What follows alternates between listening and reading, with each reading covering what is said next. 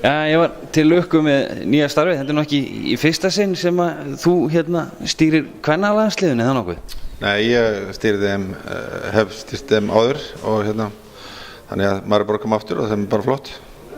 Hvernig lagst sumar í því? Það eru æfingaleikir við Dani í júlí og svo keppni í C-deildinni, í Evrópukeppninni.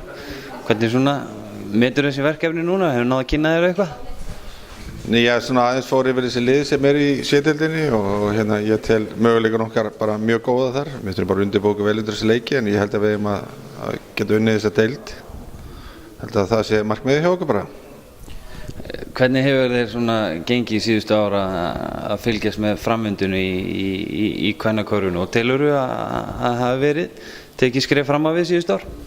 Já, ég þjálfaði náttúrulega IS lengi, kvennaliðið IS og ég held að þeim hafa farið mikið fram síðan þá og deildin mun sterkar í ár heldur en hún var þegar ég var að þjálfa og þannig að framfærindir eru gríðarlega miklar og þannig ég held að það sé bara mjög spennandi. Ég hef náttúrulega fylgst með, ég mæti á alla heimaleiki hjá Haukum og hef líka farið á 1-1 útileik en ég fylgist líka spenntur með úrslitakeppninni núna og þannig að þetta verður bara spennandi.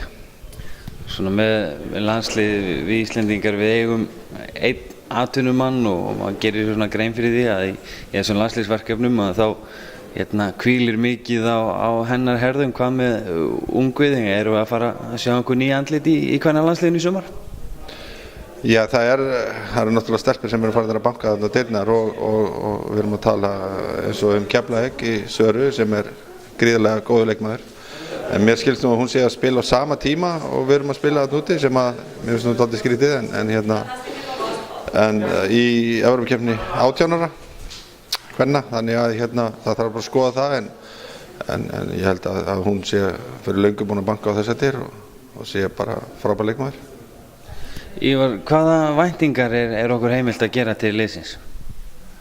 Ég held að eins og ég sagði áðan að við eigum góða möguleika að vinna þessa C-deild og við auðvitað setjum við þar væntingar að við ætlum að vinna það mót og ég held að það sé bara raunhæft. Þetta fyrsti, þetta verkefni hefst með 2 vináttulandsleikjum gegn Dönum og það verður fyrsti heimaleikur kvennalandsliðs í einhver 4 eða 5 ár. Er það ekki full mikið? Jú, auðvitað væri gaman að sjá íslensku stelpurnar spila oftar á heimavelli og ég held að þetta sé bara frábært framtak hjá KKÍ að spila heimaleiki og það var fyrst talað um það að Dani buði okkur út en ég held að það sé bara frábært að fá þar hingað og þannig að fólk fá að sjá stelpurnar spila hér alveg leiki og ekki nóg með það heldur, þetta fyrsta skipti í 4 ár sem að það að koma að skoða helinu og hún búin að vera úti og spila og gera góða hluti þar í Evrópukeppnum og í deildakeppnum. Þannig ég held að það sé bara frábært að fyrir íslenska körfuboltanum geta komið og bara sjá hann að spila.